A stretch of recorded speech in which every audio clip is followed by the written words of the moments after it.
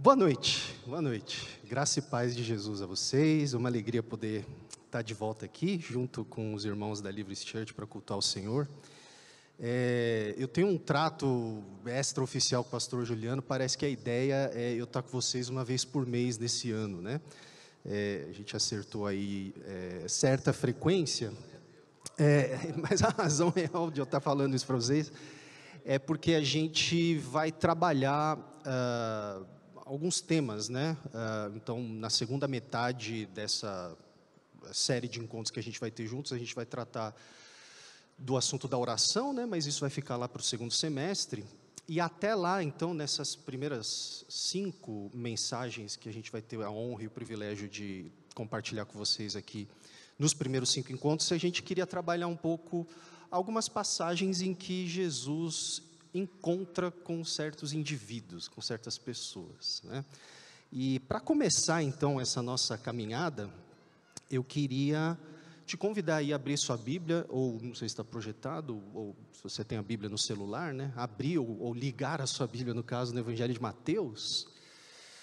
É uma passagem muito bem conhecida, mas que eu acho que ainda tem uma relevância muito profunda para os nossos dias. Mateus 8, 1 a 4, é uma passagem famosa, mas é sempre muito interessante de a gente pousar sobre ela. Mateus 8, do verso 1 ao verso 4, diz assim: Quando Jesus desceu do monte, grandes multidões o seguiram. E eis que um leproso aproximou-se e o adorou, dizendo: Senhor, se quiser, pode me purificar. E Jesus, estendendo a mão, tocou nele, dizendo: Quero sim, fique limpo. E no mesmo instante ele ficou limpo da sua lepra. Então Jesus lhe disse: Olhe, não conte isso a ninguém, mas vá, apresente-se ao sacerdote e faça a oferta que Moisés ordenou para servir de testemunho ao povo. Amém.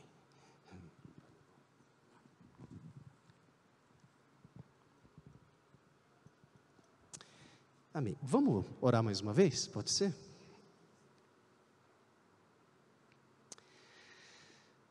Senhor, nós cremos que o Teu Espírito inspirou o Teu servo Mateus a se lembrar dessa história e a registrar essa história exatamente dessa forma, nessa ordem, nesse lugar, em toda a narrativa do Evangelho de Mateus. E nós cremos que se o Senhor fez isso, é porque o Senhor sabia que nós hoje precisávamos ouvir acerca dessas coisas. Então nós queremos pedir para que o mesmo Espírito que esteve com Mateus, inspirando ele a registrar essas palavras, esse encontro, essa história, esse fato, esse momento, possa abrir os nossos olhos, para que por meio dessa passagem nós possamos também ter um encontro novo com o Senhor. Abra os nossos olhos, nos ajuda a enxergar quem o Senhor é mais uma vez, e a partir disso que o Senhor nos ajude a viver segundo as realidades para as quais essa passagem, essa história aponta, Senhor. Nós oramos tudo isso sabendo que o Senhor nos ouve, porque nós oramos no nome de Jesus. Amém. Amém. Gente, eu não sei quantos sabem disso, mas eu moro no bairro do Bom Retiro, que é aqui do lado, aqui pertinho, né? Mais especificamente, eu moro ali bem na divisa entre o Bom Retiro e o bairro da Luz. Eu não sei quantos aqui conhecem ali a região central de São Paulo, bem ao ponto de discernir onde que eu estou falando, mas eu moro ali na fronteira entre o Bom Retiro e o bairro da Luz, né?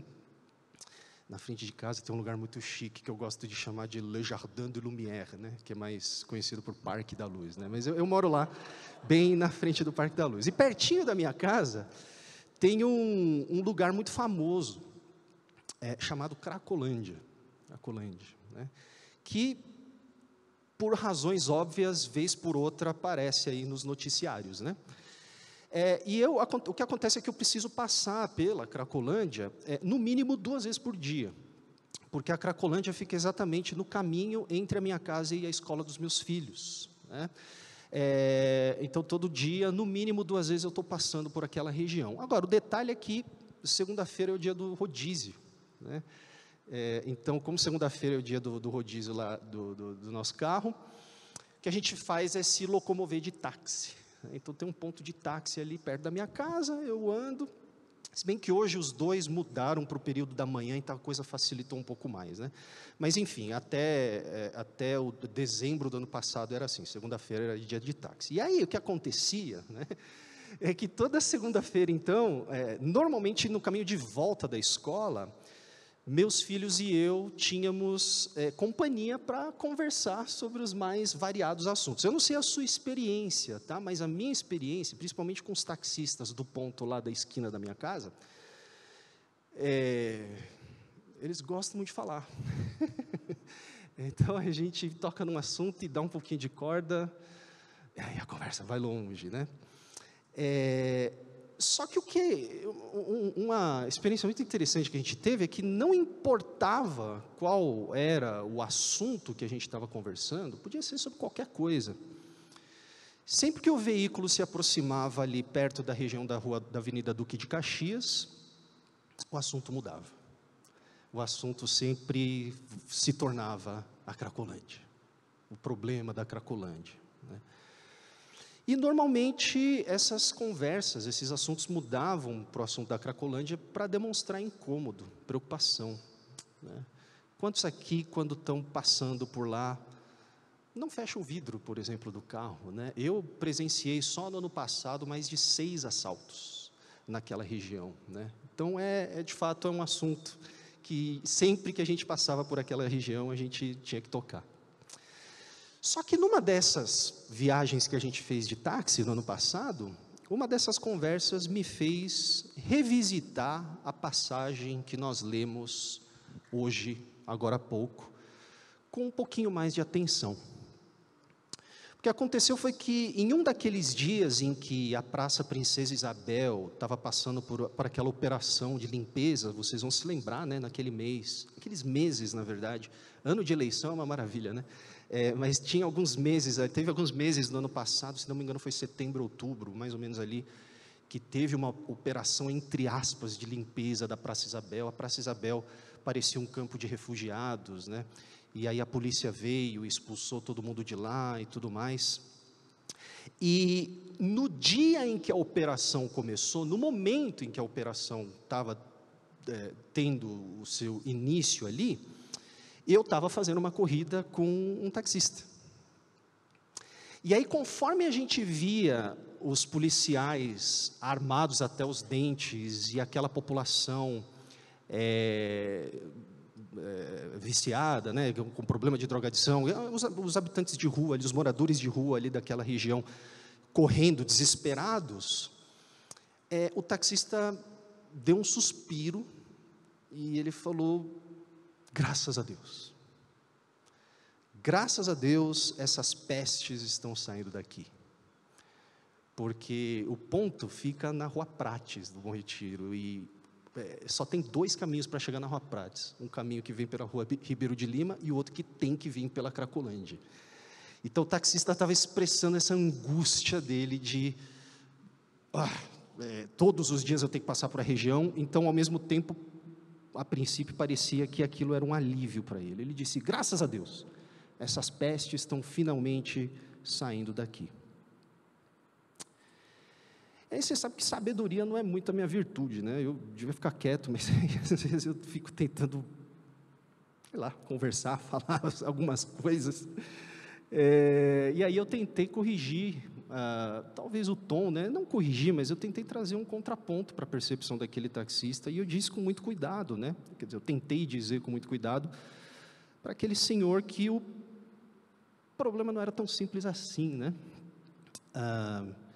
Que é verdade, é um problema muito sério a gente ter que passar por aquela região e ver toda aquela situação muito complicada, mas que era necessário a gente pensar em medidas um pouco mais profundas, sabe? Que visassem não somente a restauração, não somente a limpeza, entre aspas, do espaço físico, mas, acima de tudo, sei lá, a restauração das pessoas, a prevenção do uso de drogas, enfim. Eu não sou eu não sou especialista nisso, mas eu tentei trazer uma perspectiva um pouco mais com nuance para o Senhor, né? E aí eu finalmente disse para ele que é complicado. Eu acho que meramente mudar essa população de endereço não vai resolver o problema. E aí no final, eu me lembro que eu tentei lembrar aquele senhor de que, por mais que a maioria daquelas pessoas estivesse lá, porque de fato tomou escolhas e decisões muito insensatas na vida, elas não deixavam de ser amadas por Deus, porque afinal de contas elas ainda eram seres humanos, criados à sua imagem e semelhança. Foi quando eu disse isso então, que o Senhor olhou no retrovisor e me falou, que nada, você não sabe o que você está falando. Deus não ama essas pessoas. Essas pessoas foram amaldiçoadas por Deus. Deus amaldiçoou essas pessoas, e é porque Deus amaldiçoou essas pessoas que elas estão nessa condição. São malditos de Deus. Aí a conversa terminou. Eu não tive mais, condições de continuar a conversa. Por que eu estou contando essa história para vocês? Estou contando essa história para vocês porque os primeiros discípulos de Jesus, eles viveram em um lugar, em um momento da história, em que também era muito comum ter exatamente esse tipo de conversa. Havia muita gente na Palestina do primeiro século, que também ocupava as margens da sociedade, e que, portanto, também era excluída por boa parte da população normal, de bem, piedosa, trabalhadora. E nesse contexto, era muito claro na cabeça das pessoas, que o mundo era basicamente dividido entre dois grupos. O grupo de dentro, que se encaixava nos padrões sociais dominantes, acerca do que era aceitável aos olhos de Deus, e o grupo de fora, que não se encaixava nesses mesmos padrões, e que era visto como composta por pessoas rejeitadas por Deus. E vejam que coisa interessante, o primeiro feito poderoso de Jesus, que o evangelista Mateus narra com detalhe em sua narrativa, em seu evangelho, tem a ver precisamente com essa questão.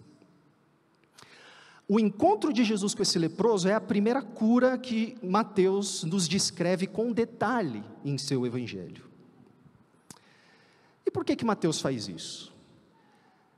Mateus, gente, está interessado em nos contar sobre como as promessas que Deus havia feito a Abraão e a Davi se cumprem completamente na vida, na morte e na ressurreição do Messias de Israel. Para Mateus, Jesus é aquele que restauraria o governo, o reinado de Deus, acerca do qual nós cantamos agora há pouco. Para Mateus, Jesus é aquele que implementaria, que restauraria o governo de Deus sobre toda a terra, e Jesus era aquele por meio de quem todas as famílias da terra, portanto, seriam abençoadas. É por isso que Mateus começa o seu evangelho afirmando o seguinte: esse é o livro da genealogia de Jesus Cristo, filho de Davi e filho de Abraão. Só com essa descrição ele já está dizendo tudo isso. Esse cara aqui de quem eu vou falar, ele é a pessoa sobre quem repousava as promessas, ele é aquele que vem cumprir as promessas de restaurar o reino, por isso o filho de Davi, e de por meio dele todas as famílias da terra serem abençoadas pela bênção da revelação de Deus, filho de Abraão. Sendo assim, então, quem é Jesus para Mateus? Para Mateus, Jesus é aquele que veio esgotar, ele veio plenificar, ele veio viver até as suas últimas consequências, a vocação humana, de modo a realizar completamente, como ninguém antes na história da humanidade, a vontade perfeita de Deus. E Jesus vem fazer isso em continuidade com aquilo que Deus já havia revelado de si mesmo na lei de Moisés e nos profetas.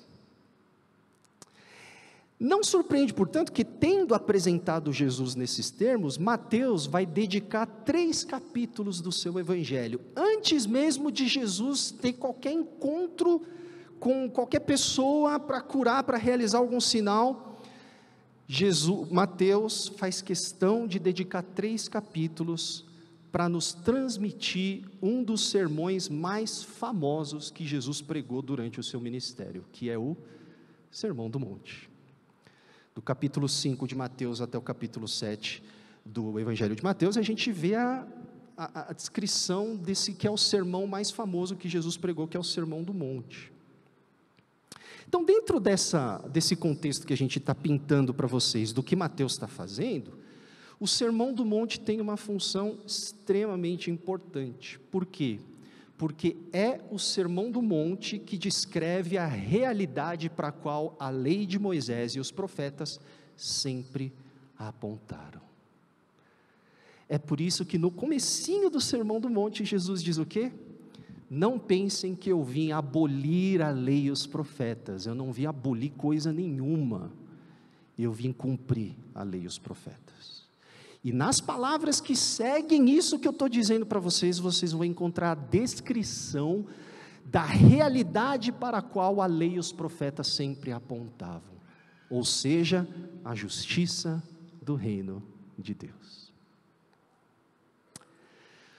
O detalhe, porém, pessoal, é que esse mesmo Jesus, que é tudo isso que a gente acabou de mencionar, é também muito mais. Lá no primeiro capítulo do seu evangelho, Mateus já tinha nos dito que a vinda de Jesus representava sim a continuidade com as promessas que Deus tinha feito a Davi, sim a continuidade com as promessas que ele tinha feito a Abraão, mas a vinda de Jesus representava algo muito mais. A vinda de Jesus representava também nada menos do que a presença do próprio Deus com o seu povo. Por isso que ele é chamado de Emanuel, Deus conosco. E nesse Sermão do Monte, em que Jesus descreve para os seus discípulos o que significa ser humano de verdade, o que significa viver de acordo com a lei e com os profetas de verdade, esse mesmo Jesus, a gente percebe que ele abre a sua boca para falar com uma autoridade que não pertencia a nenhum ser humano, que somente o Deus de Israel poderia proferir. Então, enquanto todos os profetas do Antigo Testamento, por exemplo, falavam cheios de autoridade, mas sempre em nome de Javé, assim diz o Senhor, Jesus em nenhum momento fala assim diz o Senhor. Quem esse cara pensa que é, né? Ele se dirige aos seus discípulos e diz: vocês ouviram o que os antigos disseram, eu, porém, vos digo. Isso significa que, por mais difícil que pudesse ter sido para os discípulos entenderem toda essa realidade logo de cara, afinal de contas, ninguém está esperando Deus se fazer ser humano, não existe essa ideia na cabeça de ninguém na época de Jesus e ainda hoje. Então, por mais difícil que pudesse ter sido para os discípulos entender, o fato é que Mateus está gritando para nós, que os discípulos estavam não somente diante do Rei perfeito e definitivo do povo, mas sobretudo diante do próprio Deus em carne e osso. É por isso que quando Jesus termina o Sermão do Monte, no versículo que antecede a passagem que nós lemos, nós vemos a descrição que Mateus faz. As multidões ficaram espantadas, maravilhadas com a doutrina de Jesus, porque Jesus ensinava como quem tem autoridade.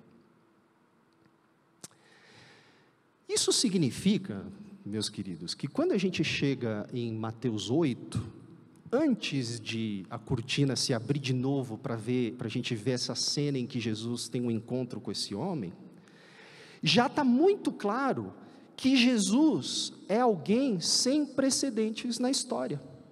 Já está muito claro para nós leitores do Evangelho de Mateus, que Jesus é aquele que detém a autoridade, a santidade, a pureza do próprio Deus do universo.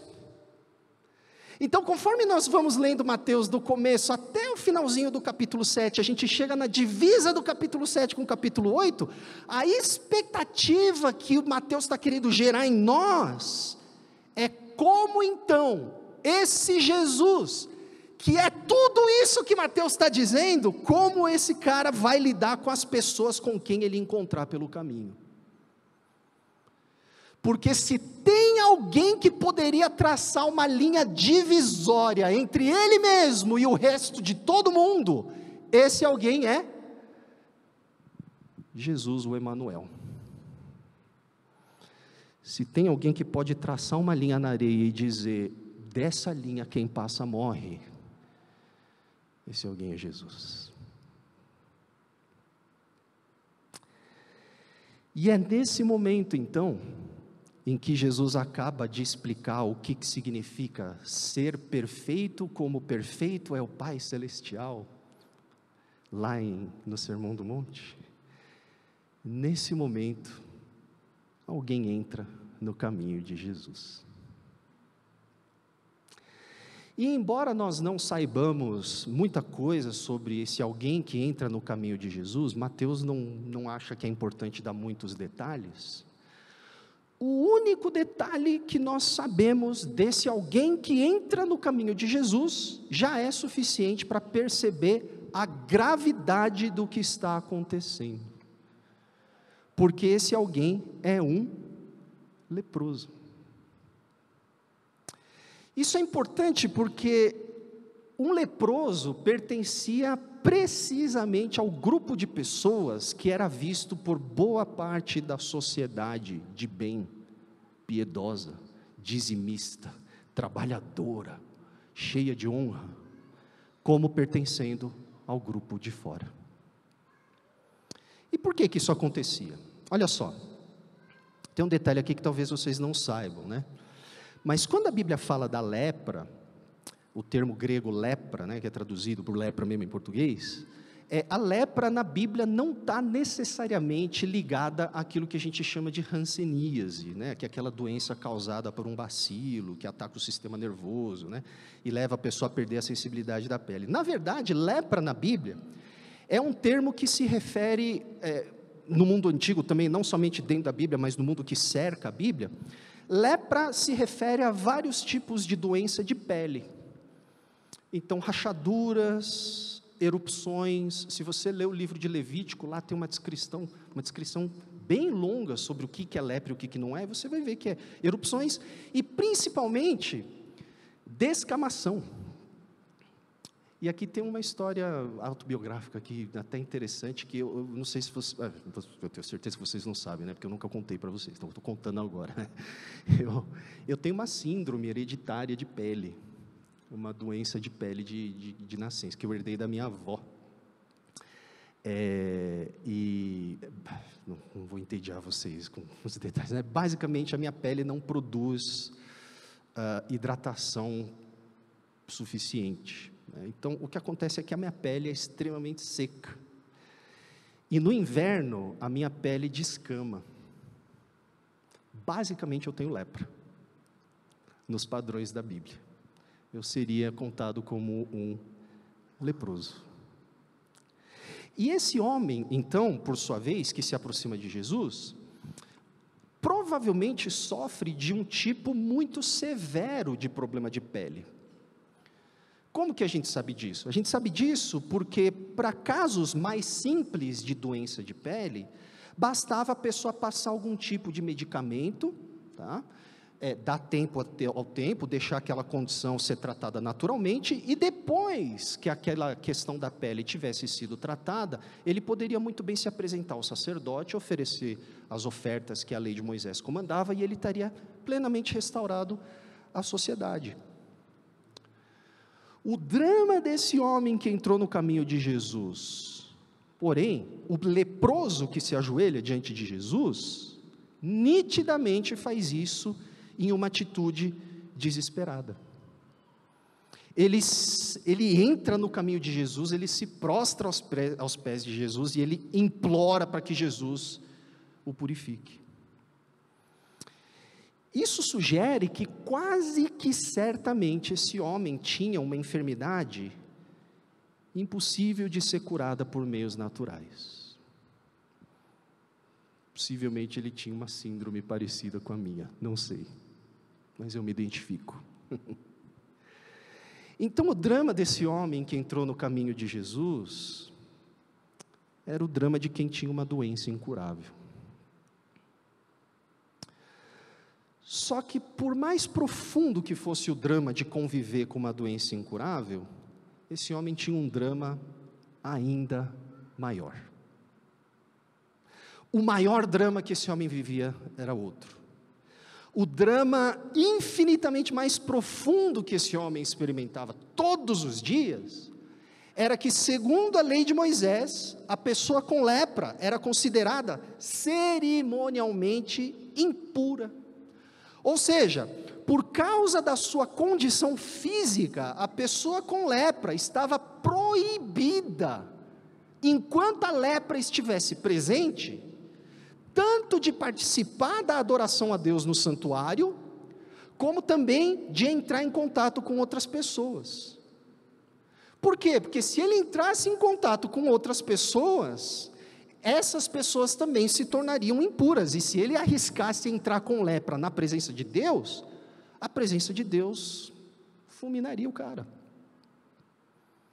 E aí a gente lê isso hoje, a gente está acostumado com mensagens mais assim, puxa vida, mas Jesus é tão carinhoso, né? Então, a gente lê uma passagem dessa e fala, mas peraí, o que está acontecendo aqui? Por que Deus? Que coisa mais cruel, né? Eu, tendo problemas de pele, certamente já fiz essa pergunta. Só que a lógica é bem simples, gente. Qual que é a lógica aqui? Embora a lepra nunca tivesse sido considerada pecado, ou seja, em nenhum lugar da Bíblia a gente vê que a lepra é vista em si mesma como um problema moral. Ufa, né? Já pensou eu, né? Porém, a lepra representava um dos muitos e muitos resultados que o pecado havia acarretado na humanidade em Gênesis 3. Essa é a lógica. E o que o pecado causou no mundo, desde Gênesis 3, foi, em essência, o comprometimento da imagem de Deus na humanidade, ou seja, a contaminação da nossa natureza, de maneira que todos nós agora estamos constantemente sujeitos ao estado de separação de Deus e do próximo por causa das consequências do pecado. E a lepra, portanto, servia como uma espécie de ilustração dessa realidade. Por isso que o leproso não era pecador por ser leproso, mas porque ele era leproso, ele não podia entrar na presença de Deus.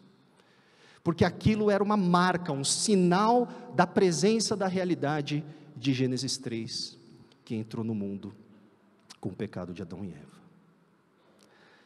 E Deus então precisa proibir esse tipo de condição de se aproximar da presença dele, porque Deus, pessoal, é santo. Amém? Posso ouvir um aleluia? Deus é santo. Não tem nada que eu possa fazer sobre isso, reclama com ele, não é minha culpa, Deus é santo. Ele é santo, certo? Diga para a pessoa que está do seu lado, Deus é santo, cara, não tem nada que a gente possa fazer em relação a isso. E diante então da santidade absoluta de Deus, pessoas que se aproximassem da sua presença, portando qualquer indício, qualquer evidência, qualquer sintoma, qualquer coisa que direta ou indiretamente representasse a condição caída da humanidade, por exemplo, a lepra, essas pessoas seriam sumariamente aniquiladas pela força da sua santidade. A melhor ilustração que a gente pode usar para entender essa lógica é essa: Deus é como o sol. O sol, sem o sol não haveria vida. O sol é uma dádiva maravilhosa de Deus. mas o Sol é a coisa mais perigosa que existe na nossa galáxia. Você não brinca com o Sol. Deus é a mesma coisa. Deus é perfeitamente bom, mas não dá para brincar com Deus. É péssima ideia, gente. Então, em outras palavras, ao mesmo tempo que a santidade de Deus representa a sua perfeição, ela é também altamente perigosa. Deus é a pessoa mais perigosa do universo. Ninguém que esteja debaixo da rebeldia de Adão, ninguém que apresente sinais, sintomas, ninguém que carregue traços daquilo que aconteceu em Gênesis 3, pode se aproximar desse Deus sem sofrer consequências. É por isso então que doenças de pele, como a lepra, não entravam na categoria de pecado, mas mesmo assim o portador dessas condições estava proibido de participar da adoração no santuário, e ele estava proibido de entrar em contato com outras pessoas, porque aqui que está, o pecado é algo que não é só você e Deus. Todo pecado tem consequências horizontais também, e toda a realidade de Gênesis 3 carrega consequências horizontais. Então, o que a gente precisa entender, meus irmãos, é que em grande medida, a proibição que Deus faz de leprosos se aproximarem da presença dEle, é na verdade um reflexo do seu amor, porque Deus não quer que essas pessoas morram. Não entra aqui, senão você vai morrer, então fica fora. Espera passar a lepra, depois você segue todo o ritual que eu mesmo vou ensinar para vocês, que vocês devem fazer por meio da lei levítica, depois você entra na minha presença, porque se você entrar na minha presença de qualquer jeito, eu não sou a Ana Maria Braga, não entra de qualquer jeito na minha sala, eu não sou a Oprah, eu sou o Santo Deus, então não entra porque eu não quero que você morra.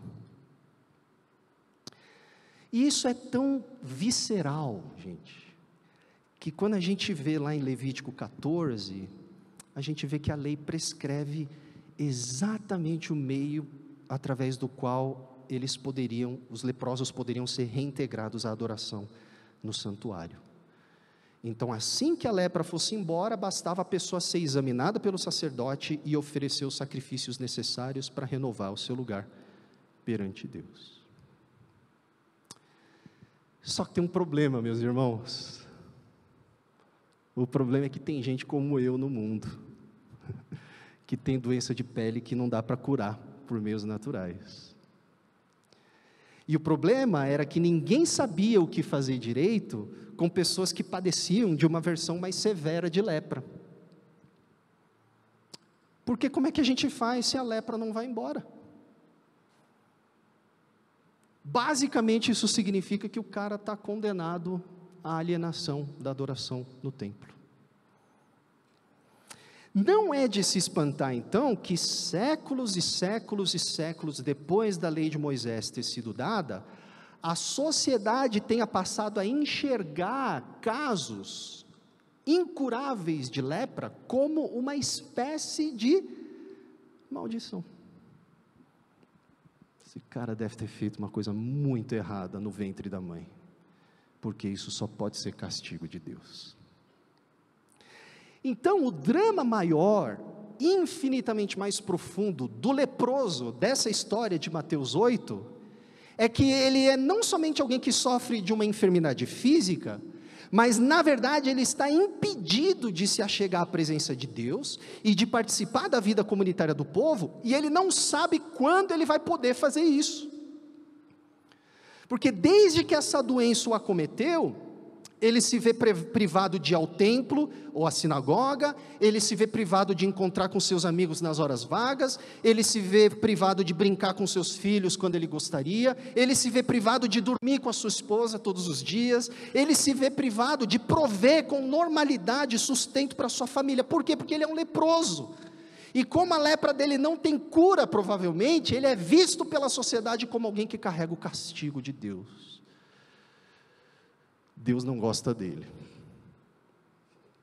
Ele é um maldito.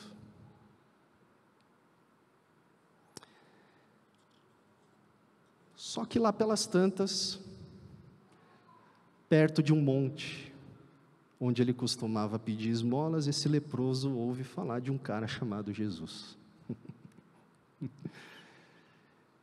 E aí ele ouve falar que esse tal de Jesus realizava coisas incríveis, com uma autoridade inédita, sem precedentes. E aí eu fico imaginando esse leproso ouvindo falar desse Jesus. E aí eu fico pensando se ao ouvir falar sobre esse tal de Jesus, que está fazendo um monte de coisa interessante por onde ele passa, se esse leproso provavelmente não foi acometido por uma mistura de sentimentos. Porque se é verdade que esse Jesus está fazendo todas essas coisas que essas pessoas que passam pela rua aqui estão falando, isso só pode significar que o grande dia em que Deus havia prometido restaurar o seu povo finalmente chegou. O reino de Deus está entre nós então. Se tudo isso que eu estou ouvindo esses caras falarem na rua, conforme eles passam, é verdade, o reino de Deus chegou. Deus decidiu cumprir as suas promessas que ele havia feito a Davi e a Abraão. Mas qual é a chance? Qual é a chance desse Jesus cruzar o meu caminho? Deus me abandonou aqui. E outra, ainda que um dia esse Jesus cruze o meu caminho, será que esse Jesus, que manifesta a própria santidade de Deus de maneira tão extraordinária, pararia para prestar atenção em mim? Um leproso, um excluído.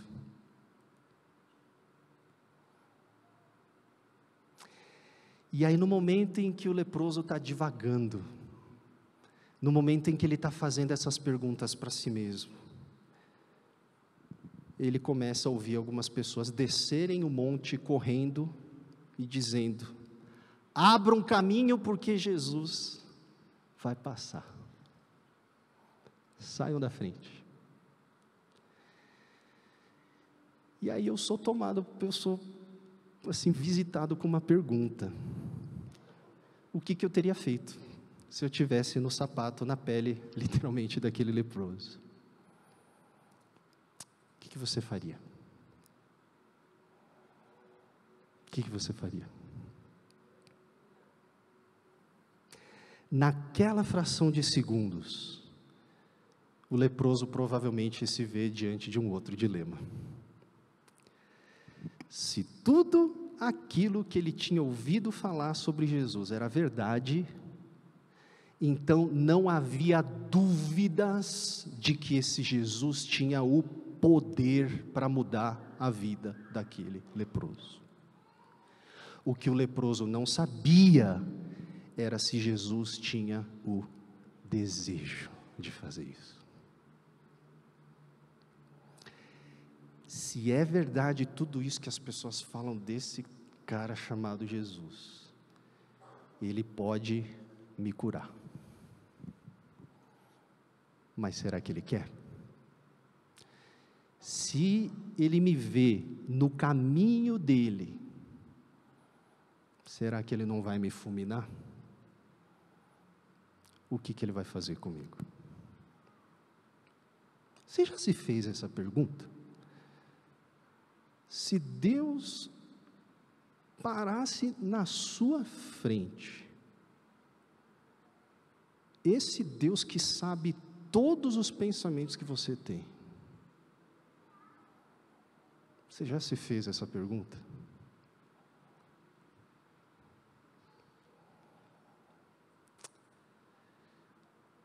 Diferentemente de muitos de nós, porém, que temos muita coisa a perder, aquele leproso provavelmente já tinha perdido tudo, ele não tinha mais nada a perder.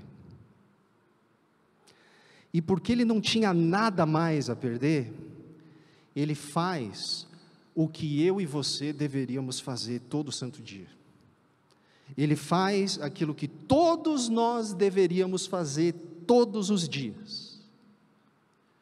O que ele faz é que ele corre em direção a Jesus e se prostra diante dele. Aquele leproso pensa, é tudo ou nada, eu já perdi tudo, o que mais eu tenho a perder? E ele corre em direção a Jesus e se prostra diante dele.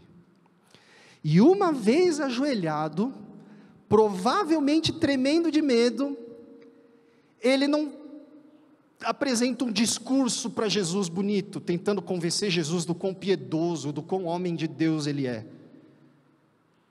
Ele se ajoelha diante de Jesus, ele abre a boca e ele vai direto ao ponto, ele faz um pedido sem rodeios, ele economiza nas palavras, porque ele não tem tempo a perder. Ele abre a sua boca e diz: Senhor, se o Senhor quiser, o Senhor pode me purificar. E aqui, gente, eu queria que vocês notassem uma coisa muito importante. O leproso não pede a cura.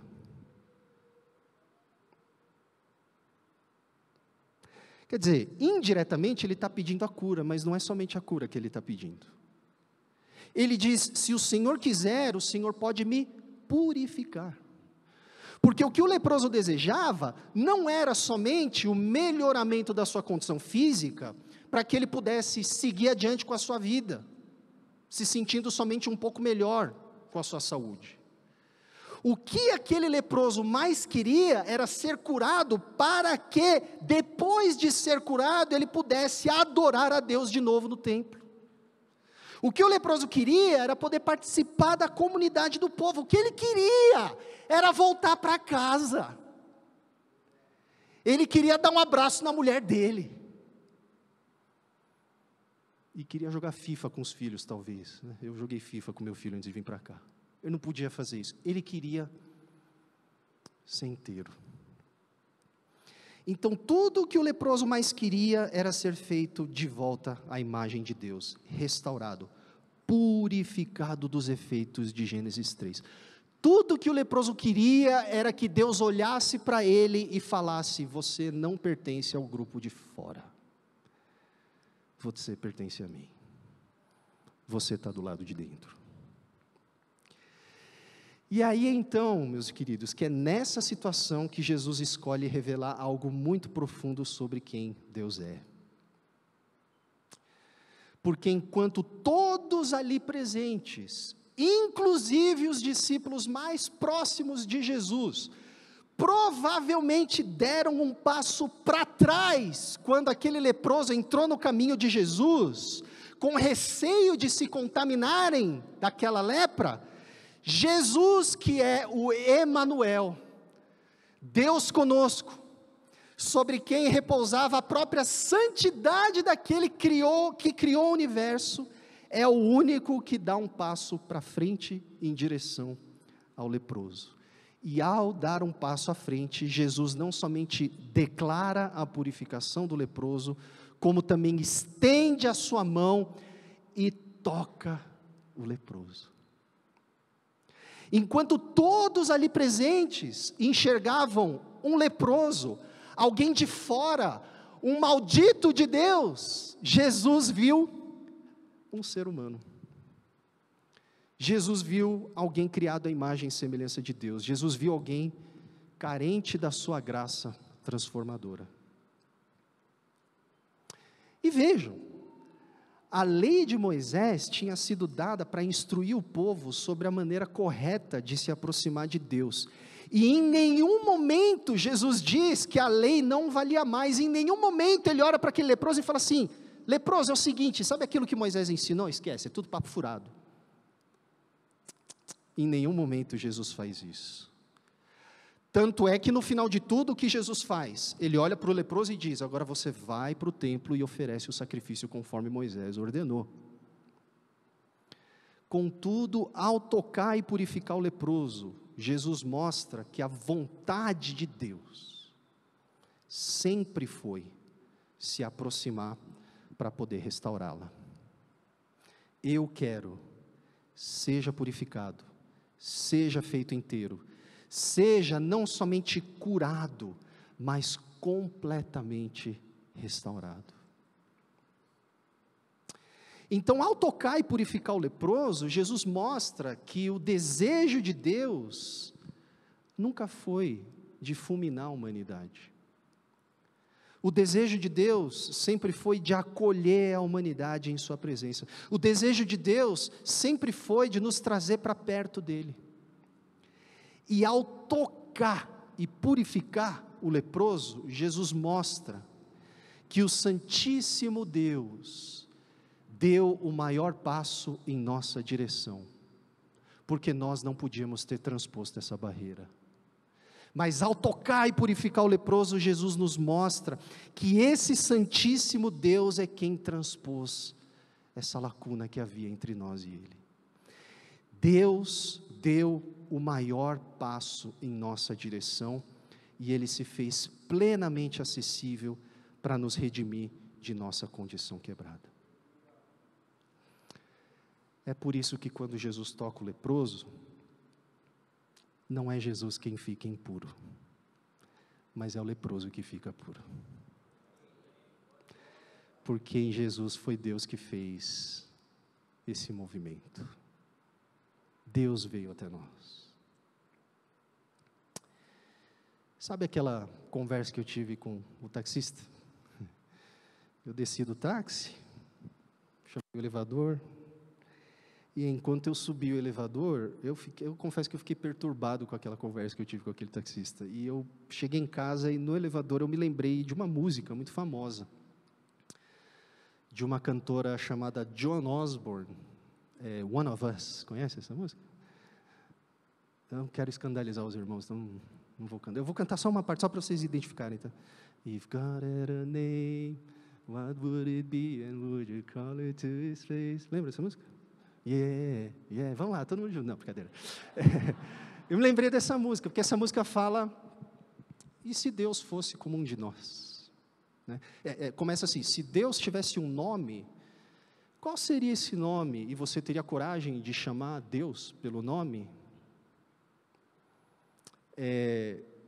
Aí o refrão What if God was one of us? Se Deus fosse como um de nós? Apenas um estranho como um de nós, apenas um estranho pegando o ônibus como um de nós. E se Deus fosse um desleixado como um de nós, um estranho no ônibus, um transeunte na Cracolândia, o que Ele faria? Quando nós olhamos para Jesus purificando o leproso, nós temos a resposta. Deus, de fato, se fez como um de nós.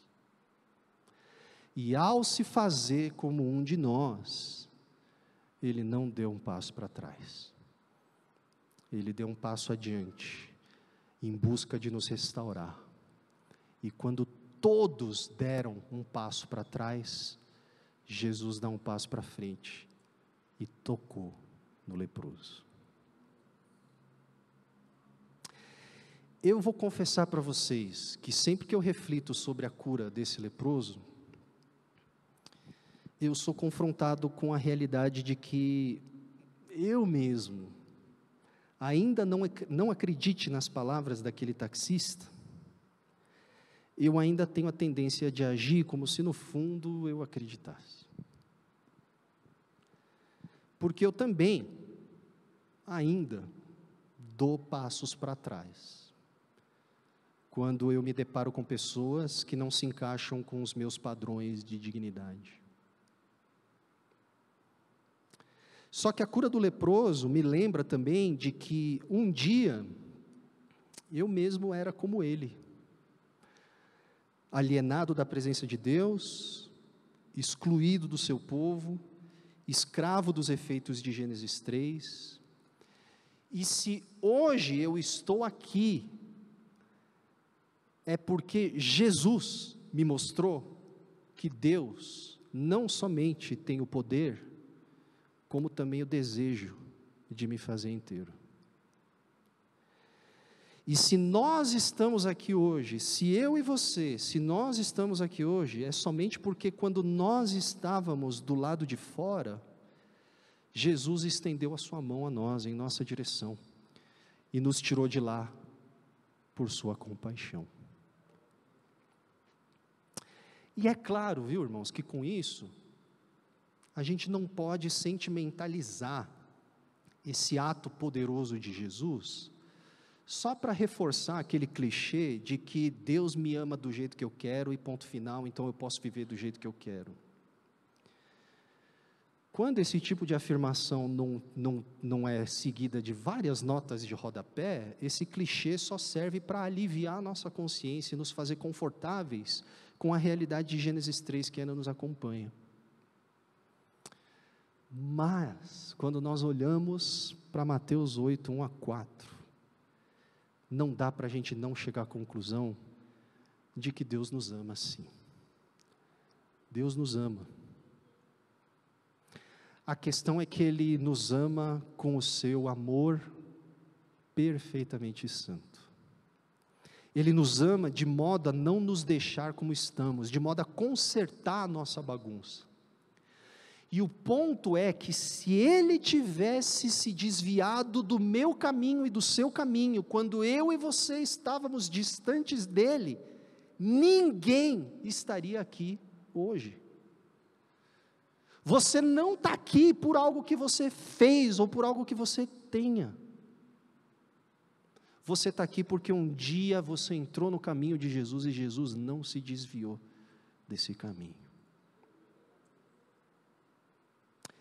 E isso tem implicações comunitárias muito profundas. Porque o leproso que foi tocado e purificado por Jesus, não foi o único dessa história a ser transformado. E com isso eu queria encerrar. Aquele sinal que Jesus realizou foi sim para o leproso, mas foi também para os discípulos verem.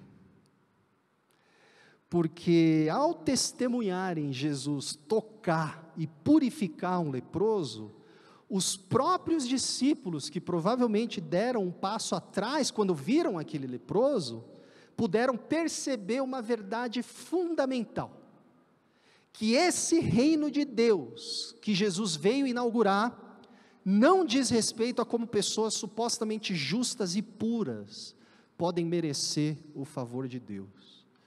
Na verdade, a cura do leproso mostra que o reino de Deus é sobre como o Santíssimo Deus transpôs uma barreira que nos separava dele, que ninguém de nós poderia ter transposto, quando nós ainda estávamos do lado de fora, e ele fez isso para nos restaurar.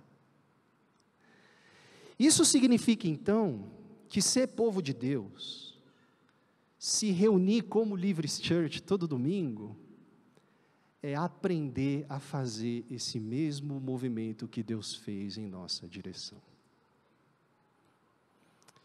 E é muito importante a gente se lembrar disso, meus caros, porque a gente está vivendo em tempos muito esquisitos, em que o protagonismo da igreja evangélica brasileira tem acontecido não na restauração das pessoas, mas no acirramento da fragmentação das nossas relações. Mas graças a Deus que Mateus deixou registrado essa história da cura do leproso. Porque quando nós olhamos para a purificação desse leproso, nós somos lembrados de que o desejo de Deus é que nós sejamos veículos de restauração, que sejamos veículos de compaixão àqueles que nos cercam.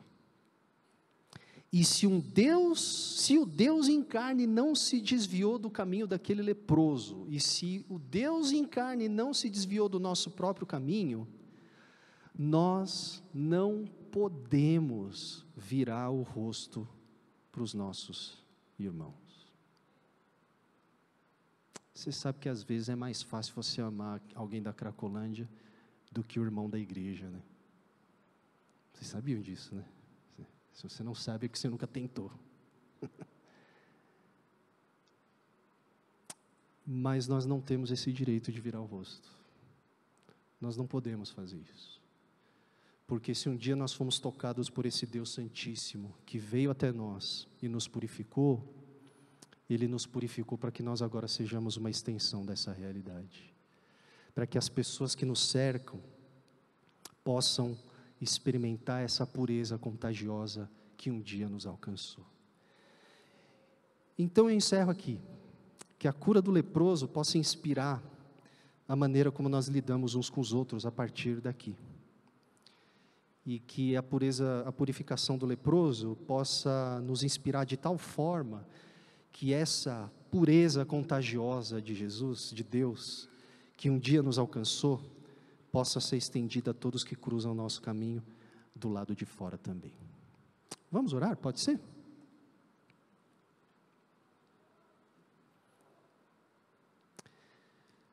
Senhor, obrigado porque um dia o Senhor veio até nós. O Senhor não virou o rosto. O Senhor se fez como um de nós e veio em nossa direção e nos tocou e nos purificou e nos deu vista. O Senhor nos fez andar, o Senhor nos restaurou e obrigado porque o Senhor continua a fazer isso em nossas vidas. Nos ajuda a ser um povo, nos ajuda a ser uma igreja, nos ajuda a ser pessoas que fazem esse mesmo movimento, que entendem que o reino de Deus é um reino de compaixão, é um reino em que o teu povo é chamado a ser uma extensão de quem o Senhor é. E para isso, Senhor, abre os nossos olhos, para que nós nunca deixemos de ver que nós só podemos estar aqui porque um dia o Senhor nos amou. Que isso seja a realidade, a verdade mais fundamental que nos define como pessoas e como igreja. É o que nós te pedimos em nome de Jesus. Amém.